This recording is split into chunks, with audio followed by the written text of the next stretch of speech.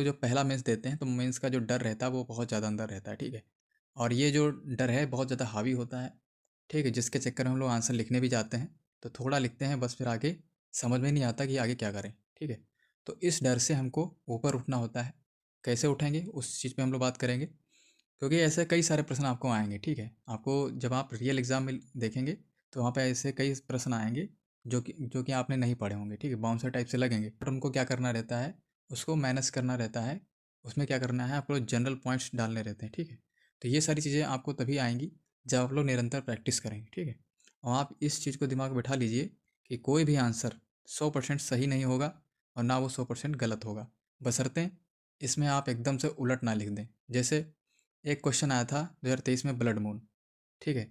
अगर blood moon के बारे में अगर आपको थोड़ा भी पता है, आप अगर जनरल पॉइंट भी लिखते हैं, ठीक है, आप इतना तो वर्ड से ही, कीवर्ड से ही पता लगा लेंगे कि ये कोई खगोलीय घटना ही है, ठीक है। तो अगर आप जनरल पॉइंट इसके बारे में लिखते हैं तो आपको एवरेज मार्क्स मिल जाएंगे, क्योंकि मैंने भी यही किया था तो वहाँ मुझे मार्क्स मिले थे, ठीक है। आरटीई वाली मैंने कॉपी देखी थी तो मुझे वहाँ पे मार्क्स दिए गए थे, ठीक है। बस करना क्या है, एकदम उलट ना हो जाए। जैसे ब्लड मून के बारे में पूछा गया है, आप वॉल्केनो के बारे में लिख के आ गए, तो एकदम उलट लिखेंगे तो फिर वहाँ पे 0 मार्क्स भी मिलते हैं, ठीक है। तो इस चीज़ को भी ध्यान रखना है।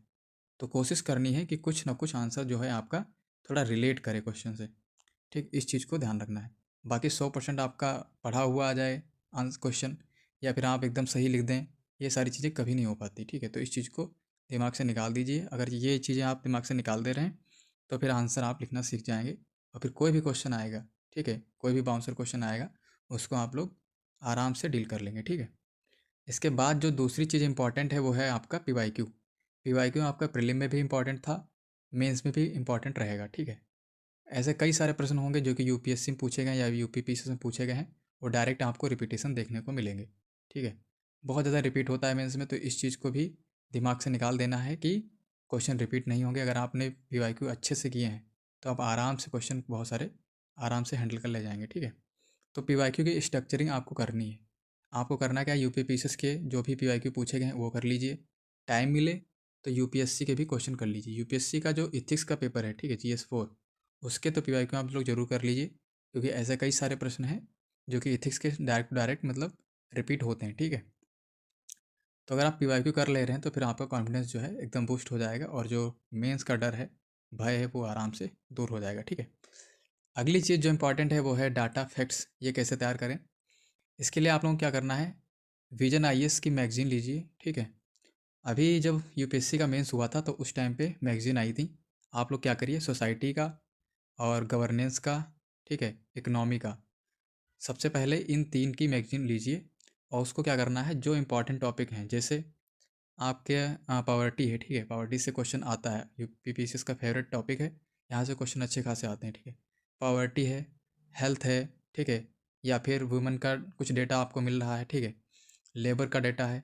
इन सारे डेटा को आपको क्या करिए, एक नोटबुक बनाइए, वहाँ पे उसको कलेक्ट कर लीजिए और लिख लीजिए।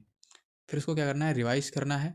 और यही सारे डेटा जो हैं आपको जब आंसर राइटिंग करेंगे तो उसमें ये सारे डाटा आप लोगों को लिखने हैं, ठीक है। तो ये सारे जो चीज़ें हैं, जो डाटा और फैक्ट्स का जो डर रहता है वो यहाँ से आपका दूर हो जाएगा, ठीक है। बाकी कैसे नोट्स बनाने हैं डाटा और फैक्ट्स के, मैं कोशिश करूँगा कि उसको टेलीग्राम पे शेयर कर दूँगा, ठीक है। तो आप लोग देख लीजिएगा, वहाँ से आप लोग को सीखने को वहाँ से भी मिल जाएगा, ठीक है। चौथी चीज़ जो है वो है आपका सिलेबस और कंटेंट। तो क्या होगा कि इस बार जो मेंस लिखेंगे, हो सकता है कुछ लोग पहली बार लिखें, ठीक है, तो उनका सिलेबस नहीं कंप्लीट हुआ होगा, ठीक है। क्योंकि मैं जब 23 का लिख रहा था तो मेरा भी सिलेबस नहीं कंप्लीट था। मेरा जीएस का तो नोट्स बना हुआ था सारे, लेकिन 2 पेपर जो थे वो ऐड हुए थे, जैसे जी उसका यूपी स्पेशल जो 5 है और 6 है, ठीक है। उसका मेरे पास बिल्कुल भी नोट्स नहीं था। तो मैंने क्या किया था वहाँ पे, मैंने उन 3 महीनों में, ठीक है, मैंने 40 जो दिन थे रिजल्ट से पहले वाले, वो मैंने वेस्ट कर दिए थे। इसलिए मैं आप लोगों से कहता हूँ कि अभी जब तक रिजल्ट नहीं आता है, ठीक है, तब तक आप क्या करिए, आप उन सब्जेक्ट को तैयार कर लीजिए जो कि आपके पास नोट्स जिसके नहीं है, ठीक है। जैसे आप यूपी स्पेशल का पेपर देख सकते हैं इन 40 दिनों में। इसलिए जो अभी का टाइम है इसको एकदम यूटिलाइज़ करिए। इसके बाद जो चीज़ बचती है वो है मेंस आंसर राइटिंग कैसे करें। तो इसके लिए मैंने एक आरटीआई वीडियो भी बनाई थी आरटीआई पे। उसमें मैंने बहुत सारी चीज़ें बताई हैं कि क्या नहीं करना है, क्या क्या चीज़ें लिखनी है, कैसे लिखनी है, वो सारी चीज़ें बताई हैं। अगर आपने वो नहीं देखा तो उसको देख लीजिए, वहाँ से चीज़ें बहुत सारी आपको सीखने को मिलेंगी। फिलहाल हम लोग देखेंगे इसमें भी कि आंसर राइटिंग कैसे करना है। जैसे एक A4 शीट है ये वाली, ठीक है, मान लेते हैं कि ये A4 शीट है। तो आप लोग इतना तो पता ही होगा कि सबसे पहले इंट्रो लिखते हैं, फिर मेन बॉडी होता है और फिर कंक्लूज़न होता है। बात करेंगे इंट्रो के बारे में। जो इंट्रो है वो 2-3 टाइप से लिखा जा सकता है। कैसे लिखना है? जैसे अगर आपके पास कोई डेटा है, ठीक है? जैसे क्वेश्चन आया, अगर पॉवर्टी पे कोई क्वेश्चन है, गरीबी पे, तो अगर पॉवर्टी से संबंधित अगर आपके पास डेटा है तो उसको इंट्रो में डालिए, ठीक है? कि भारत में इतने % जो है गरीबी है, या फिर इतने लोग जो हैं वो गरीब हैं, ठीक है? जो भी क्वेश्चन हो उसी के अकॉर्डिंग आपको लिंक करके लिखना है। तो इंट्रो का एक तो पहला प्रकार यही होता है कि उसमें अगर आप डेटा या फिर कोई रिपोर्ट दे पा रहे हैं तो उसको लिख दीजिए। तो ये भी एक बढ़िया तरीका है, ठीक है? अगर कोई क्वेश्चन ऐसा आता है जो कि आपको नहीं पता है, डेटा आपको नहीं पता है, ना कोई फैक्ट्स पता है, तो आप क्या करिए, उस क्वेश्चन में जो मेन कीवर्ड है, ठीक है? मेन कीवर्ड है उसको ढूँढिए और उसकी डेफिनेशन लिख दीजिए, ठीक है? डेफिनेशन लिख दीजिए, उसके बाद आगे जो मेन बॉडी है उसको स्टार्ट करिए, ठीक है? तो दूसरा तरीका तो ये हो गया कि आप लोगों को क्या करना है, उसकी डेफिनेशन लिखनी है। अच्छा, एथिक्स में यही चीज़ें थोड़ा सा चेंज हो जाती हैं। एथिक्स में क्या होता है कि डाटा और फैक्ट का हम लोग यूज़ नहीं करते हैं, तो हम लोग क्या करेंगे, जो क्वेश्चन होगा, क्वेश्चन का मेन कीवर्ड ढूंढेंगे और उसकी डेफिनेशन लिखेंगे, ठीक है? डेफिनेशन किसकी लिखनी है? तो डेफिनेशन आप लोगों को किसी ऑथर का अगर नाम पता है या फिर कोई फिलोसफर का नाम पता है तो उसके अनुसार डेफिनेशन क्या है उसको लिखना है, ठीक है? अगर ये चीज़ें लिख रहे हैं ना तो एग्जामिनर पे बहुत ज़्यादा प्रभाव पड़ता है और आपको मार्क्स भी ज़्यादा मिलेंगे, ठीक है? क्योंकि एग्जामिनर क्या करता है, यूजुअली आपका इंट्रो ही पढ़ता है सबसे पहले। तो अगर आप इंट्रो में अगर बहुत ज़्यादा प्रभावित कर दे रहे हैं एग्जामिनर को, तो आप इतना मान के चलिए आपको बाकी जो जो आंसर लिखे हैं उसमें अच्छे ही मार्क्स मिलेंगे, ठीक है? तो इस चीज़ को विशेष ध्यान रखना है। इसके बाद जो दूसरी चीज़ है वो है मेन बॉडी। मेन बॉडी में क्या करना है आप लोगों को कि आंसर जो लिखना है, ठीक? मेन बॉडी में क्या है, आंसर को लिखने का जो तरीका है उसको भी थोड़ा आप लोग चेंज करिए, ठीक है? स्टोरी टाइप से आपको नहीं लिखना है। कैसे लिखना है? आप पॉइंट्स में लिखिए, ठीक है? आप पॉइंट्स में लिखिए और सेंटेंस बहुत ज़्यादा बड़े मत करिए, ठीक है? छोटे लिखिए, मेन कीवर्ड में लिखिए। कीवर्ड में जब आंसर लिखेंगे तो वो ज़्यादा प्रभावित करते हैं। आपके कॉपी में कीवर्ड बहुत ज़रूरी है, ठीक है? कीवर्ड आपकी कॉपी में दिखेंगे तो फिर ये एग्जामिनर को प्रभावित करते हैं, ठीक है? तो ये इन चीज़ों को ध्यान रखना है, कीवर्ड पे आप लोगों को काम करना है ही करना है, ठीक है? कीवर्ड्स के अलावा एक चीज़ जो इम्पॉर्टेंट है वो है आपका एग्जाम्पल, ठीक है? जैसे कोई क्वेश्चन आप लिख रहे हैं, उसके आपने 4 कीवर्ड लिख दिए, ठीक है? 4 कीवर्ड में आपने उसके पॉइंट्स लिख दिए। अब उसका अगर आपने 3 या 2 जो भी एग्जाम्पल अगर आपको याद है वो दे पा रहे हैं तो बहुत अच्छा माना जाएगा, ठीक है? तो आप लोग क्या करिए, एग्जाम्पल भी उसमें ऐड करना स्टार्ट करिए, ठीक है? अगर जो भी आंसर राइटिंग कर रहे हैं तो उसमें अगर आप 5 पॉइंट्स लिख रहे हैं कीवर्ड में, तो उसके कम से कम 3, ठीक है? कम से कम 3 या फिर 2, 3, 4 जो भी जितने भी ऐड कर पा रहे हैं, आप उसमें एग्जाम्पल ज़रूर डालिए। इसके अलावा मेन बॉडी में क्या करना है, तो आप लोग मैप ऐड कर सकते हैं, ठीक है? वर्ल्ड का मैप यूज़ कर सकते हैं, इंडिया का, और इस फ्लो चार्ट बना सकते हैं, बार ग्राफ यूज़ कर सकते हैं, पाई चार्ट यूज़ कर सकते हैं। ये सारी चीज़ें जो हैं ये आप लोग मेन बॉडी में कर सकते हैं, ठीक है? ये सारी चीज़ें जो हैं इनोवेशन का पार्ट हैं और इनको आप लोग देखिएगा, ठीक? कौन सा कहाँ पे कौन सा चीज़ जो है फिट हो सकता है। ये सारी चीज़ें आपको तभी आएंगी जब आप लोग ज़्यादा से ज़्यादा प्रैक्टिस करेंगे, ठीक है? ये सारी चीज़ें प्रैक्टिस से ही आएंगी। दिमाग लगाना है कि कौन सी चीज़ कहाँ पे फिट हो सकती है। जैसे आईआर का क्वेश्चन आया, तो आईआर के क्वेश्चन में आपको मैप बनाना ही बनाना है, ठीक है? जैसे बांग्लादेश के साथ अगर रिलेशन दिखाने हैं इंडिया के, तो वहाँ पे आप लोगों को बांग्लादेश को दिखाना पड़ेगा कि कहाँ पे बांग्लादेश है और वहाँ पे कैसे संबंध है, ठीक है?